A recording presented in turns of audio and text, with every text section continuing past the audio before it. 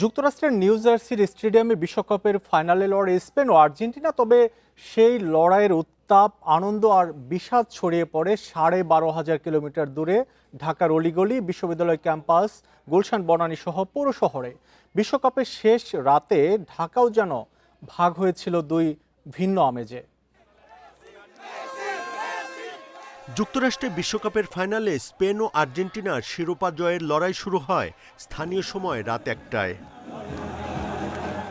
কয়েক হাজার কিলোমিটার দূরের নিউ জার্সির লড়াইয়ের উন্মাদনায় মাতে সারা দেশের ফুটবল প্রেমীরা। ফাইনালের প্রতি মুহূর্তের পাস, প্রতিটি আক্রমণের সাথে কেঁপে উঠেছে ঢাকার অসংখ্য দর্শকের হৃদস্পন্দন। টিএসসি, গুলশান, বনানী, ধানমন্ডি ও পুরান ঢাকার বিভিন্ন স্থানে বড় পর্দার সামনে রাতভর ছিল হাজারো সমর্থকের উচ্ছ্বাস। কারো গায়ে আর্জেন্টিনার নীল সাদা জার্সি, কারো কাঁধে স্পেনের লাল হলুদ পতাকা। ১২০ মিনিটের লড়াই পরিণত হয়েছিল ফুটবল উন্মাদনার এক অনন্য উদযাপনে। অতিরিক্ত সময়ে স্পেনের একমাত্র গোলে বদলে যায় পুরো ম্যাচের গল্প। শেষ বাঁশি বাজার সঙ্গে সঙ্গে স্পেনের সমর্থকদের উল্লাসে মুখর হয়ে ওঠে চারপাশ। পতাকা হাতে বিজয় মিছিল, স্লোগান, আলিঙ্গন আর আনন্দধ্বনিতে উদযাপিত হয় বিশ্ব চ্যাম্পিয়ন হওয়ার সাফল্য।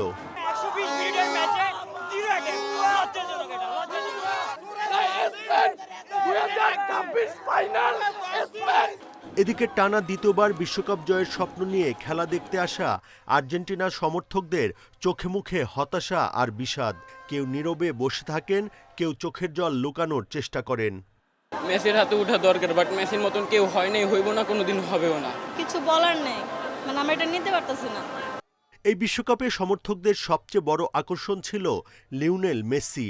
ব্রাজিল, পর্তুগাল, ইংল্যান্ড সহ বহু জনপ্রিয় দল আগেই বিদায় নিলেও মেসির আর্জেন্টিনা ফাইনালে ওঠায় উত্তেজনা ছিল তুঙ্গে। তাই ফাইনালে হারের পর হতাশার আবেগও ছিল তীব্র। ভাবছিলাম মেসি লাস্ট মুহূর্তে আগেরবারের মতো কামব্যাক করবে, কিন্তু এবার কামব্যাক হলো না। বাঁধভাঙ্গা উল্লাস, আনন্দ আর কারো স্বপ্নভঙ্গের বেদনায় পর্দা নামল এবারের ফুটবল বিশ্বকাপের। জয় পরাজয় ছাপিয়ে ফুটবলের প্রতি এমন ভালোবাসা আর উদযাপনের অপেক্ষা আবারও ৪ বছরের জন্য।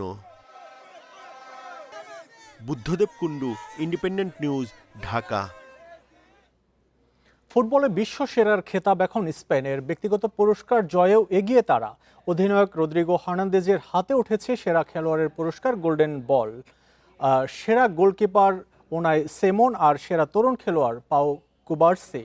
এই আসরের সবচেয়ে বেশি গোলে মেসিকে পেছনে ফেলে গোল্ডেন বুট জিতেছেন ফ্রেঞ্চ সুপারস্টার এমবাপ্পে। বিশ্বকাপের ২৩তম আসরের আনসাং হিরো ছিলেন রদ্রি। গোল সংখ্যার রেকর্ড নেই, ড্রিবলিং নৈপুণ্যের বাড়াবাড়ি নেই, তবে প্রতিটি ম্যাচে দলের জয়ে অবদান রেখেছেন। সেমিফাইনাল, ফাইনালে দারুণ নিখুঁত পাস, মিডফিল্ডে মাস্টার ক্লাস পারফরমেন্স আর নিয়ন্ত্রণ ছিল রদ্রির পায়ে। শেষ পর্যন্ত বাজিমাত ম্যান সিটি তারকার। পুরো টুর্নামেন্টে স্পেনের নেতৃত্ব আর ৬৫০ সফল পাসে গোল্ডেন বল উঠেছে ডিফেন্সিভ মিডফিল্ডার রদ্রির হাতে। এদিকে ২০২৬ বিশ্বকাপের গ্রুপ পর্ব থেকে জমে ওঠে গোল্ডেন বুট জয়ে মেসি এমবাপে লড়াই। তৃতীয় স্থান নির্ধারণী ম্যাচে ইংল্যান্ডের বিপক্ষে সেমিফাইনাল থেকে দুইবারের চ্যাম্পিয়নরা ছিটকে গেলেও দুর্দান্ত পারফরমেন্সে কাতার বিশ্বকাপে জেতা গোল্ডেন বুট নিজের কাছেই রেখেছেন এমবাপে। টানা দুবার এই পুরস্কার জয়ের অনন্য রেকর্ডও তাঁর। এদিকে ৮ গোল আর ৪ অ্যাসিস্টে সিলভার বুট নিয়েই সন্তুষ্ট থাকতে হলো এলএম10কে। গোল্ডেন বুট কখনো জেতা হয়নি মেসির, সুযোগও হয়তো নেই আর।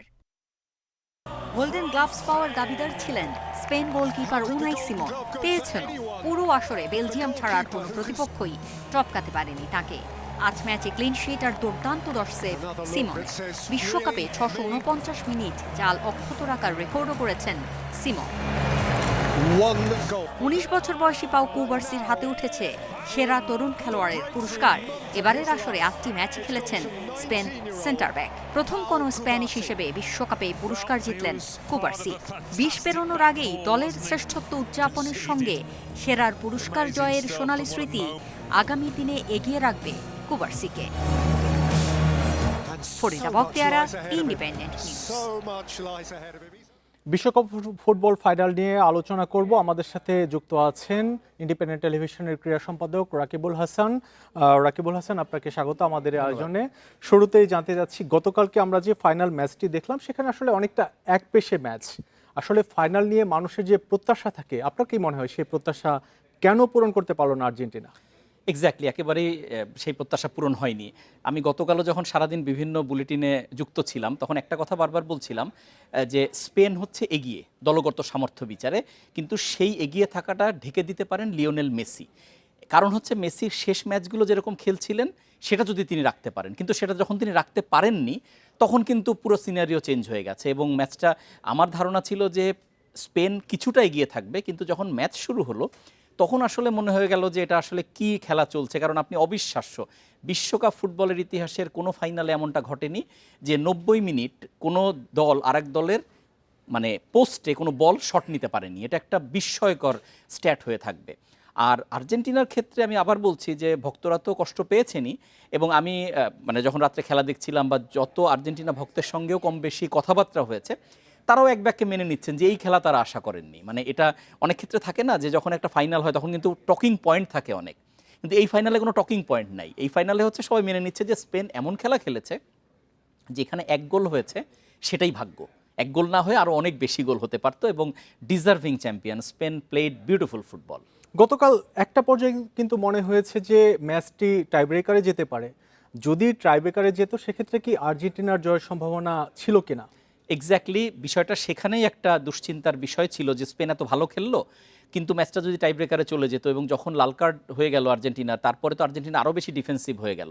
এবং আপনি খেয়াল করে দেখবেন আর্জেন্টিনা শুধুমাত্র গোল কনসিড করার পরে, নিজেরা হজম করার পরে কিন্তু তারা একটু চেপে ধরার চেষ্টা করেছিল এবং কিছু আক্রমণ করেছিল। এখন যদি টাইব্রেকারে যেত, আপনি যদি কালকে দেখেন আর্জেন্টিনা গোলকিপার যেটা খেলেছেন, আমি আগেই বলছিলাম যে এই ম্যাচের স্কোর লাইন 4-5 গোল হয়ে যেতে পারতো, কারণ এমন সব সেভ তিনি করেছেন। এবং তিনি মানে এর আগেই আর্জেন্টিনা খুবই বিখ্যাত, গত বিশ্বকাপ জেতার পিছনে তার অনেক। আসলে গোলকিপার নিয়ে যদি একটু বলতে দেখেন মাঝ মাঠে চলে এসেছে, কারণ তখন আর আসলে ফেরার কোনো সময় নেই, মানে শেষ 2-1 মিনিটের খেলা আরও। নির্বাচিত সরকার দায়িত্ব নেওয়ার পরে বাংলাদেশের উপর আন্তর্জাতিক সম্প্রদায়ের আস্থা সুদৃঢ় হয়েছে বলে মন্তব্য করেছেন আইএলও মহাপরিচালক গিলবার্ট এফ হংবো। সকালে সচিবালয়ে প্রধানমন্ত্রীর সঙ্গে সাক্ষাতে কথা বলেন তিনি বলেন, আইএলও বাংলাদেশের সঙ্গে অংশীদারিত্ব আরও জোরদার করতে আগ্রহী এবং শ্রম খাতের উন্নয়নে সরকারের সঙ্গে ঘনিষ্ঠভাবে কাজ করবে। পররাষ্ট্রমন্ত্রী ডক্টর খলিলুর রহমানের জাতিসংঘের সাধারণ পরিষদের 81তম অধিবেশনের সভাপতি নির্বাচিত হওয়াকে তিনি আন্তর্জাতিক পরিমণ্ডলে বাংলাদেশের কূটনৈতিক সক্ষমতা ও গ্রহণযোগ্যতার একটি গুরুত্বপূর্ণ স্বীকৃতি হিসেবে উল্লেখ করেন।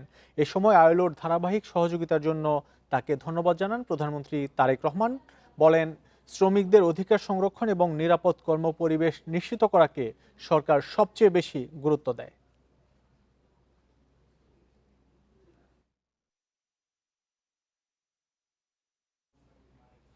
পাঁচ মাসে সরকারের খাল খনন, বৃক্ষরোপণ, ফ্যামিলি কার্ডের উদ্যোগকে ইতিবাচক হিসেবে দেখছে বিএনপি। নেতাদের দাবি এসব কর্মসূচি সামাজিক নিরাপত্তা খাতে ভূমিকা রাখবে। বলছেন, পর্যায়ক্রমে নির্বাচনী ইশতেহারের প্রতিশ্রুতি বাস্তবায়ন করা হচ্ছে। উন্নয়ন পরিকল্পনায় নজরদারি রাখছেন প্রধানমন্ত্রীর উপদেষ্টারা। 209 আসনে জয় পেয়ে 16 ফেব্রুয়ারি সরকার গঠন করে বিএনপি। এর মধ্যে পার হয়েছে 5 মাস। এই সময় বেশ কিছু উন্নয়ন কাজ শুরু করেছে সরকার। 5 মাসে 24টি উন্নয়ন প্রকল্প পাশ করেছে জাতীয় অর্থনৈতিক পরিষদ একনেক। প্রাথমিকভাবে 13 জেলায় ফ্যামিলি কার্ড দেওয়া হয়েছে 60,000 পরিবারকে। এ বাবদ বাজেট বরাদ্দ 14,500 কোটি টাকা। কৃষি কার্ড দেওয়া হয়েছে 11টি উপজেলায় প্রায় 22,000 জনকে। প্রতি মাসে 2,500 টাকা যাবে কৃষকের অ্যাকাউন্টে। এসব উদ্যোগের মাধ্যমে সামাজিক নিরাপত্তা কর্মসূচির আওতায় আসছে সাধারণ মানুষ, পাচ্ছেন নানান সুবিধা। ফ্যামিলি কার্ড, কৃষি কার্ড মানে কৃষক কার্ড, তারপরে খাল কাটা কর্মসূচি, এগুলো হয়েছে। এবং জনগণ যাতে স্বস্তি পায়, একটি নির্বাচিত সরকার, জনগণ যাকে ভোট দিয়েছে যে সরকারকে, তার তো জনকল্যাণে, জনস্বার্থে অনেক পদক্ষেপ নিতে হবে। নির্বাচনী ইশতেহার অনুযায়ী খাল খনন কর্মসূচিও এগিয়ে যাচ্ছে। 5 বছরে 20,000 কিলোমিটার খাল খননের পরিকল্পনা সরকারের। শুরু হয়েছে 25 কোটি গাছ লাগানোর উদ্যোগ। আমাদের নানাবিধ সফলতা রয়েছে। যে কমিটমেন্টগুলো ছিল নির্বাচনের প্রাক্কালে, আমাদের দলের চেয়ারম্যান জনগণকে উদ্দেশ্য করে 31 দফার মধ্যে নির্বাচনী ইশতেহারের মধ্যে যে কথাগুলি বলেছেন, সেগুলো ক্রমাগতভাবে বাস্তবায়ন করা হচ্ছে। নেতাদের দাবি 5 মাসে বৈষম্যহীন গণতান্ত্রিক বাংলাদেশের ভিত্তি গড়ে তোলা হয়েছে। আল আমিন হোসেন, ইন্ডিপেন্ডেন্ট নিউজ, ঢাকা। মন্ত্রণালয় সম্পর্কিত সংসদীয় কমিটি রয়েছে 39টি, অধিবেশন শেষ হয়েছে 2টি, অথচ গঠিত হয়েছে মাত্র 7টি। এর আগে কখনোই এমনটি ঘটেনি। চিফ হুইপ বললেন, দেখে শুনে বুঝে কমিটিগুলো গঠন করা হচ্ছে, তাই সময় একটু বেশি লাগছে। আগামী অধিবেশনে সবগুলো কমিটি করা হবে। তবে বিশেষজ্ঞদের মন্তব্য, মন্ত্রণালয়ের জবাবদিহি নিশ্চিতে আগ্রহী নয় সরকার। 12 ফেব্রুয়ারি ত্রয়োদশ সংসদ নির্বাচনে জয় পায় বিএনপি। সরকার গঠনের পর 12 মার্চ বসে প্রথম সংসদ অধিবেশন। জনগণের সমর্থন এবং সহযোগিতা চাইছি। বিধি অনুযায়ী সংসদে 50টি কমিটি গঠিত হয়, যার মধ্যে 39টি মন্ত্রণালয় সম্পর্কিত সংসদীয় স্থায়ী কমিটি। 2টি অধিবেশন পর্যন্ত মন্ত্রণালয় সম্পর্কিত কমিটি হয়েছে মাত্র 7টি, সব মিলিয়ে হয়েছে 15টি। গঠিত 7 কমিটির একটিতেও বিরোধী দল থেকে সভাপতি করা হয়নি। আলোচনা না হয়ে চিফ হুইপ বলেন, 3 অধিবেশন পর্যন্ত সংসদীয় কমিটি গঠনের সুযোগ রয়েছে। এমপিদের যাচাই করে সিদ্ধান্ত নেওয়া হচ্ছে। আমরা এই 2টা সেশনের মধ্যে বক্তব্য শুনেছি, কার কোন দিকে নেক আছে, নজর আছে, কোন দিকে কারে রাখলে ভালো হবে। আমি একটা কমিটি করে দিলাম, সে কমিটি তার ইন্টারেস্ট নেই, তা সেখানে কোনো ডেভেলপমেন্ট হবে না। সেই জন্য কার কোন কমিটিতে ইন্টারেস্ট আছে, কে কোন বিষয়ে এক্সপার্ট, সেইটা বোঝার জন্য যে সময়টা লাগবে তারও তো একটা সময় দিতে হবে। সেই জন্যই 2-3 সেশনের কথা বলা হয়। তো আমরা চেষ্টা করছি এই 2 সেশনে বোঝার জন্য যে কে কোন বিষয়ে পারদর্শী, সেই সব বিষয়ে তাকে দেওয়ার চেষ্টা করব। সংসদীয় কমিটিগুলো মূলত তদারকি ও জবাবদিহি নিশ্চিতে কাজ করে। দ্বিতীয় অধিবেশনেও কমিটিগুলো না করা সরকারের সদিচ্ছার অভাব হিসেবে দেখছেন বিশ্লেষকরা। এই যে সরকার জনগণের কাছে জবাবদিহিমূলক সরকার পদ্ধতি ব্যবস্থা প্রতিষ্ঠা করার পক্ষে যেই পথে যাওয়ার কথা ছিল বর্তমান সরকার তথা বর্তমান জাতীয় সংসদে, সেদিকে কিন্তু এই সংসদও যেতে পারছে না, সরকারও যেতে পারছে না। তারই একটা দৃষ্টান্ত হিসেবে আমি মনে করছি এই যে কালক্ষেপণ করা হচ্ছে একদিক থেকে কমিটিগুলো গঠন করার ক্ষেত্রে, সেটির একটা দৃষ্টান্ত। সংসদীয় কমিটি গঠনে দেরি হলে মন্ত্রণালয়ের অনিয়ম আড়ালে থেকে যায় বলেও মন্তব্য করেন তিনি। বন ইবনে কামাল, ইন্ডিপেন্ডেন্ট নিউজ, ঢাকা। দিনাজপুরের হিলিতে টাকা আনার কথা বলে সড়কের পাশে ফেলে রেখে যাওয়া 2 শিশুকে তাদের পরিবারের কাছে হস্তান্তর করেছে পুলিশ। সোমবার রাতে জয়পুরহাটের পাঁচবিবি উপজেলার মাগুরা বর্তলি গ্রামে তাদের মা ও নানা নানির জিম্মায় শিশু দুটিকে তুলে দেয় পুলিশ। পুলিশ জানিয়েছে, স্থানীয়দের সম্মিলিত চেষ্টায় শিশু দুটির মা ও নানা নানির সন্ধান পাওয়া যায়। পরিচয় নিশ্চিত করে শিশু দুটিকে তাদের কাছে হস্তান্তর করা হয়। রোববার দুপুরে হিলি থানার মোড়ে টাকা আনার কথা বলে 2 শিশুকে বসিয়ে রেখে চলে যান তাদের মা। দীর্ঘ সময় পরও মা ফিরে না আসায় কান্না শুরু করে তারা। পরে শিশু দুটিকে উদ্ধার করে থানায় নিয়ে যায় পুলিশ। তথ্য মোতাবেক আবার পুলিশ তাদেরকে নিয়ে ওই ডুগডুগি বাজার থেকে পাঁচবিবি, জয়পুরহাট জেলার পাঁচবিবি থানাধীন মাগুরা গ্রামে, ওখানে গিয়ে তার নানা বাড়িতে পুলিশ তার নানা নানি এবং মামার নিকট বুঝাই দিয়ে আসে। উদ্ভাবনী প্রযুক্তির মাধ্যমে দেশে লার্ভা নিরোধক আবিষ্কার সফল হলে তা মশা নিয়ন্ত্রণে গুরুত্বপূর্ণ ভূমিকা রাখবে বলে আশা করেছেন স্থানীয় সরকার মন্ত্রী মির্জা ফখরুল ইসলাম আলমগীর। সকালে রাজধানীর আইবি ভবনে ইউথ টু ওয়ার্ল্ড নামের একটি সংগঠনের আয়োজিত মশাবাহিত রোগ প্রতিরোধে মশা নিয়ন্ত্রণ উদ্ভাবনী প্রযুক্তির বিশেষ উপস্থাপনা অনুষ্ঠানে এ আশা প্রকাশ করেন তিনি। এ সময় সঠিক পরীক্ষা নিরীক্ষার মাধ্যমে লার্ভা নিরোধক আবিষ্কারের কাজ এগিয়ে নেওয়ার আহ্বানও জানান মন্ত্রী। আবিষ্কার সফল হলে উৎপাদন ও বিপণনে প্রয়োজনীয় সরকারি সহায়তার আশ্বাসও দেন মির্জা ফখরুল ইসলাম আলমগীর। মন্ত্রীর বক্তব্যের আগে মশা নিয়ন্ত্রণ গবেষক এম.এ. হামিদ আবিষ্কৃত লার্ভা নিরোধকের কার্যকারিতার বিভিন্ন দিক তুলে ধরেন।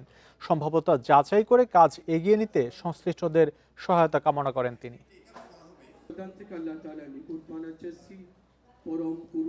বৃষ্টি আর পাহাড়ি ঢলে বাড়ছে তিস্তা সহ বিভিন্ন নদ নদীর পানি। পানি ঢুকছে নদী তীরবর্তী নিচু এলাকায়। আগামী 24 ঘন্টায় তিস্তার পানি বেড়ে বন্যার আশঙ্কার কথা জানিয়েছে পানি উন্নয়ন বোর্ড।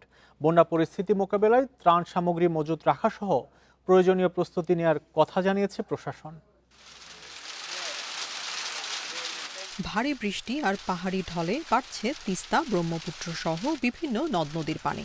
আবারও বন্যা আতঙ্কে নদীপাড়ের মানুষ। এরই মধ্যে পানি ঢুকতে শুরু করেছে নীলফামারীর ডিমলা ও জলঢাকার নিচু এলাকায়। বিভিন্ন কাঁচা রাস্তায় পানি উঠে ব্যাহত হচ্ছে যোগাযোগ। ধানের বীজ ফেলাছি, দেখেন বিছন থেকে শুরু করি ইত্যাদি ইত্যাদি সব কিছু আমাদের ধ্বংস। পানি রাস্তা মাঝে মাঝে উছড়ে যায়, এবারই উছড়েছে, এখন উছড়ে দিয়ে আছে। তিস্তা তীরবর্তী গাইবান্ধার সুন্দরগঞ্জের হরিপুর, কাপাসিয়া, বেলকা সহ বিভিন্ন ইউনিয়নের নিচু এলাকায় এরই মধ্যে তলিয়ে গেছে। সেই সঙ্গে সদর, সাঘাটা ও ফুলছড়ি উপজেলার অন্তত ২৫টি এলাকায় নদী ভাঙন অব্যাহত রয়েছে। আর দিন যায় আমরা ঘুমাইতে পারি না, খালি কই কখন মেন নদী আসি, ঘরত আসি, কখন মেন আসি, ঠিক আছে। বৃহস্পতিবার দিন ভাঙা চুরাতে মনে কর কিছু টাইনতে পারি না, দুইটা ওখানে নদীতে ডাবি গেছে। কুড়িগ্রামে দুধকুমার সহ বিভিন্ন নদ নদীর অববাহিকায় স্বল্পমেয়াদী বন্যার শঙ্কা দেখা দিয়েছে। চিলমারির কাঁচকোল এলাকায় শুরু হয়েছে ভাঙন। লালমনিরহাটেও দ্রুত বাড়ছে তিস্তার পানি। সম্ভাব্য বন্যা পরিস্থিতি মোকাবেলায় আগাম প্রস্তুতি নিয়েছে জেলা প্রশাসনও। দুর্যোগ মোকাবেলায় সতর্ক থাকতে বলা হয়েছে নিচু এলাকার বাসিন্দাদের। পানির এই ওঠানামার কারণে আমাদের তিস্তা এবং ধলা নদীর বেশ কিছু ঝুঁকিপূর্ণ পয়েন্ট রয়েছে। আর জরুরি আপৎকালীন কাজের অংশ হিসেবে জিও ব্যাগ বালি ভর্তি করে ভাঙন প্রশমন করার চেষ্টা করে যাচ্ছি।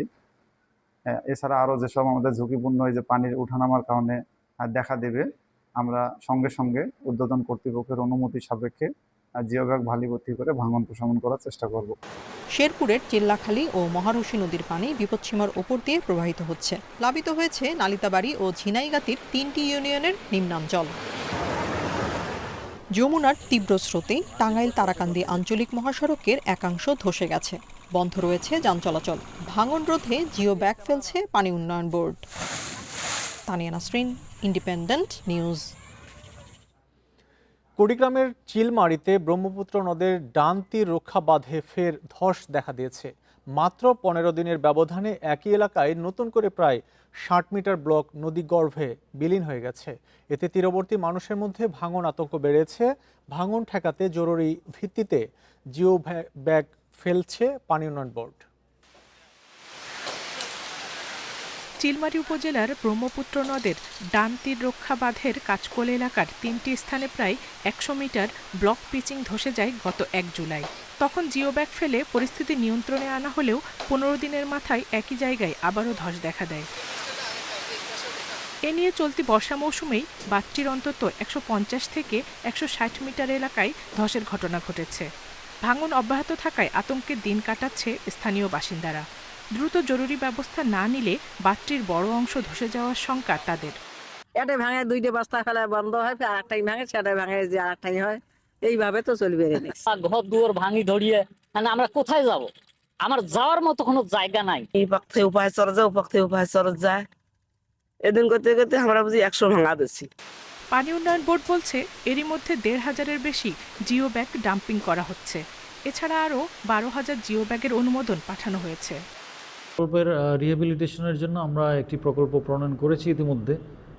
সেটি বোর্ড কর্তৃক যাচাই বাছাই হয়েছে। এটি একটি টেকনিক্যাল কমিটিও গঠন হয়েছে। আশা করি কমিটি খুব শীঘ্রই ভিজিট করে একটি প্রতিবেদন দিবেন। সেই আলোকে ডিপিবির পরবর্তী কার্যক্রম গ্রহণ করা হবে। 2016 সালে 448 কোটি টাকা ব্যয়ে নদী তীর রক্ষা প্রকল্পের আওতায় বাঁধটি নির্মাণ করা হয়। তবে নির্মাণের 2 বছর পর 2018 সাল থেকে বিভিন্ন জায়গায় ধস দেখা দিতে শুরু করে। প্রতিবার জরুরি ভিত্তিতে মেরামত করা হলেও স্থায়ী সমাধান হয়নি। Independent news. উত্তরাঞ্চলের বিভিন্ন নদ নদীতে পানি বাড়ছে নিয়ে বিস্তারিত জানবো। গাইবান্ধা ও কুড়িগ্রাম থেকে যুক্ত হচ্ছেন সহকর্মীরা। শুরুতে যাব গাইবান্ধাতে, সেখানে আছেন সহকর্মী আবু সায়েম। সায়েম, গাইবান্ধাতে কি পরিস্থিতি? গত 24 ঘন্টায় কোন কোন নদীর পানি বেড়েছে আর নদী ভাঙনের কোনো ঘটনা আছে কিনা?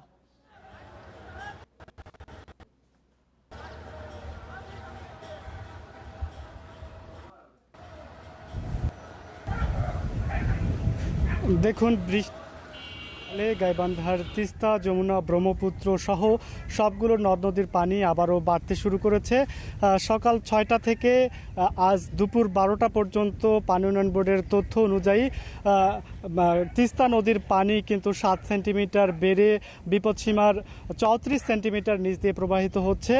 একই সময় ব্রহ্মপুত্র এবং যমুনা নদীর পানি 6 সেন্টিমিটার বেড়ে বিপদসীমার 63 সেন্টিমিটার নিচ দিয়ে প্রবাহিত হচ্ছে। অন্যদিকে ঘাঘট নদীর পানিও কিন্তু বেড়েছে, গত 6 ঘন্টায় আসলে 6 সেন্টিমিটার বেড়েছে এবং সেটি এখনও বিপদসীমার 97 সেন্টিমিটার নিচ দিয়ে প্রবাহিত হচ্ছে। অন্যদিকে করতোয়া নদীর পানিও কিন্তু গত 6 ঘন্টায় প্রায় 13 সেন্টিমিটার বেড়ে বিপদসীমার 198 সেন্টিমিটার নিচ দিয়ে প্রবাহিত হচ্ছে। এই পানি বৃদ্ধির ফলে আসলে সুন্দরগঞ্জের তিস্তা তীরবর্তী বেলকা, হরিপুর, শ্রীপুর সহ নিম্নাঞ্চলের বিভিন্ন এলাকা কিন্তু পানি ঢুকতে শুরু করেছে এবং নিম্নাঞ্চলের যে রাস্তাঘাট সেগুলো তলিয়ে যেতে শুরু করেছে। পাশাপাশি যে বলে রাখি যে গত 1 মাস ধরে আসলে গাইবান্ধার সুন্দরগঞ্জ সদর, সাঘাটা, ফুলছড়ি উপজেলার 25টি এলাকায় ভাঙন দেখা দিয়েছে। এই ভাঙন এলাকাগুলোতে আসলে পানি উন্নয়ন বোর্ড জরুরি ভিত্তিতে যে সব অঞ্চলে বিভিন্ন স্থাপনা রয়েছে সেই সব অঞ্চলগুলোকে অগ্রাধিকার দিয়ে আসলে জিওব্যাগ ফেলছে এবং কিছু অঞ্চলে ভাঙন ঠেকানো গেলেও প্রতিনিয়ত আসলে নতুন নতুন এলাকায় ভাঙন দেখা দিচ্ছে। বলে রাখি যে আসলে এই এখন পর্যন্ত জেলা ত্রাণ ও পুনর্বাসন অফিস 700 পরিবারকে ভাঙন কবলিত ও 700 পরিবারকে চিহ্নিত করেছে এবং তাদেরকে পুনর্বাসনের জন্য পক্ষ থেকে বিভিন্ন সহায়তা দেওয়ার আশ্বাস বা সহায়তা দেওয়া হচ্ছে। সাইম, আপনি আমাদের সাথে থাকুন। এবার একটু কুড়িগ্রামের পরিস্থিতি জানবো। সেখানে আছেন সহকর্মী তামজিদ হাসান। তামজিদ, আপনারই একটি প্রতিবেদন দেখছিলাম যেখানে নদী ভাঙন দেখা দিচ্ছে বিভিন্ন এলাকাতে, সেই সাথে আবার পানি বাড়ার খবর। সব মিলে কি অবস্থা জানাবেন?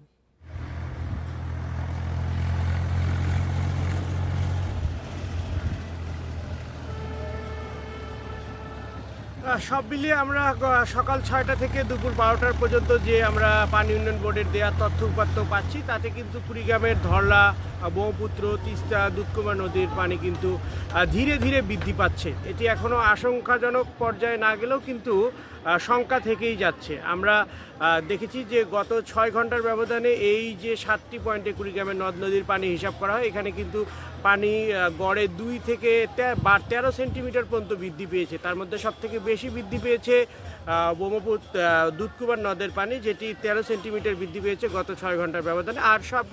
আর ব্রহ্মপুত্র পানি, তারপর ধরলার কুড়িগ্রাম পয়েন্টে পানি কিন্তু 8 সেন্টিমিটার করে বৃদ্ধি পেয়েছে।